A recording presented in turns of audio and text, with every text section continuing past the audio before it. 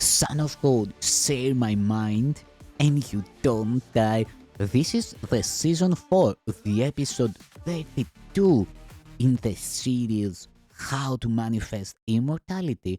And the name of today's teaching is True Perception and Knowledge. The world you see is an illusion of a world. God did not create it, for what he creates must be eternal as himself. Yet, there is nothing in the world you see that will endure forever. Some things will last in time a little while longer than others, but the time will come when all things visible will have an end.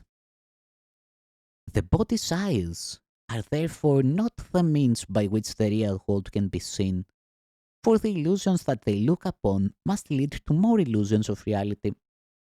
And so they do. For everything they see not only will not last, but lends itself to thoughts of sin and guilt. While everything that God created is forever without sin and therefore is forever without guilt. Knowledge is not the remedy for false perception, since being another level they can never meet. The one correction possible for false perception must be true perception. It will not endure, but for the time it lasts, it comes to heal.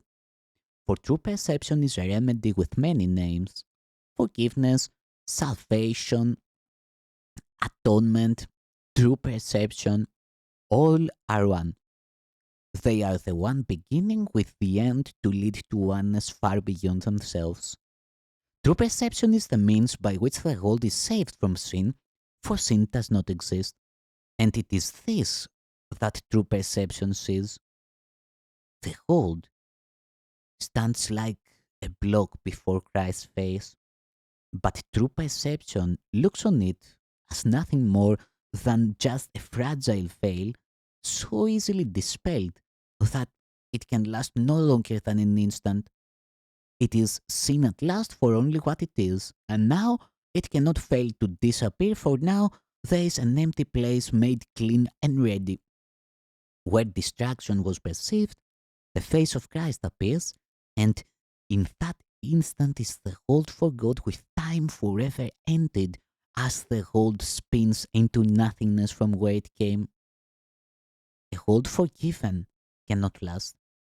It was the home of bodies, but forgiveness looks past bodies. This is its holiness, this is its holiness, this is how it heals. The hold of bodies is the hold of sin, for only if there were a body is sin possible. From sin comes guilt as surely as forgiveness takes all guilt away. And once all guilt is gone, what more remains to keep a separated hold in place?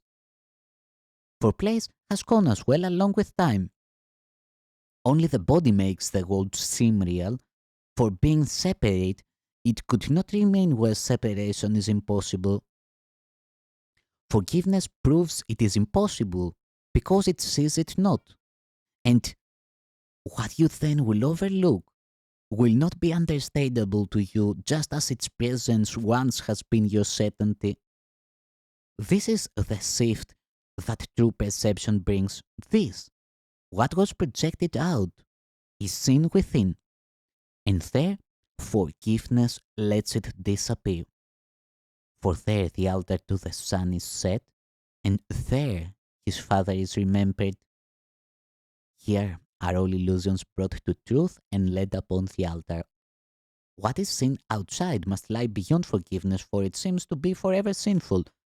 Where is hope while sin is seen as outside? What remedy can guilt expect? But sin within your mind, guilt and forgiveness for an instant lie together side by side upon one altar. There, at last, are sickness and its single remedy joined in one healing brightness. God has come to claim his own. Forgiveness is complete. And now God's knowledge, changeless, certain, pure, and wholly understandable, enters its kingdom. Gone is perception, false and true alike. Gone is forgiveness, for its task is done. And gone are bodies in the blazing light upon the altar to the Son of God. God knows it is his own as it is his, and here they join, for here the face of Christ has shown away time's final instant, and now is the last perception of the world without a purpose and without a cause. For where God's memory has come at last, there is no journey, no belief in sin, no walls, no bodies, and the grim appeal of guilt and death is there snuffed out forever. Oh, my brothers, if you only knew the peace that will envelop you and hold you safe and pure and lovely in the mind of God, you could but rush to meet him where his altar is. Hallowed your name and his, for they are joined here in this holy place. Here he leans down to lift you up to him out of illusions into holiness, out of the hold and to eternity, out of all fear and given back to love.